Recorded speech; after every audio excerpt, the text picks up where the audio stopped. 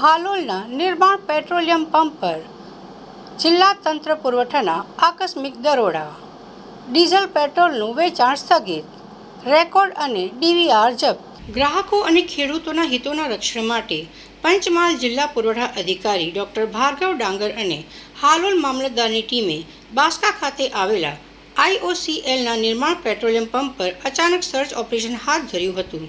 સરકારના કડક નિયમો હોવા છતાં આ પેટ્રોલ પંપ દ્વારા સ્થાનિક વાહન ચાલકો અને ખેડૂતોને ઈંધણ આપવાને બદલે આર્થિક લાભ ખાતર મોટી મોટી કંપનીઓ અને કોરી જેવા કોમર્શિયલ એકમોને બેરલો અને કારબાઓમાં ઈંધણનો મોટો જથ્થો ગેરકાયદેસર રીતે ડાયવર્ટ કરવામાં આવતો હતો. આ ગંભીર બેદરકારી બદલ પુરવઠા વિભાગે પેટ્રોલ પંપ પર ઈંધણનું વેચાણ તાત્કાલિક અટકાવી દીધું છે. તેમજ વધુ તપાસ માટે પંપના તમામ ઓરિજિનલ રેકોર્ડ અને સીસીટીવી ફૂટેજનું ડીવીઆર જપ્ત કરી લીધું છે. જિલ્લા પુરવઠા અધિકારીએ કડક ચેતવણી આપી છે કે જો આગામી દિવસોમાં અન્ય કોઈ પણ પેટ્રોલ પંપ સંચાલક આવી કાળાબજારી કે ગેરરીતિ કરતા ઝડપાશે તો તેમની સામે બ્લેક માર્કેટિંગ એક્ટ હેઠળ જેલ ભેગા કરવાની કડક કાર્યવાહી કરવામાં આવશે.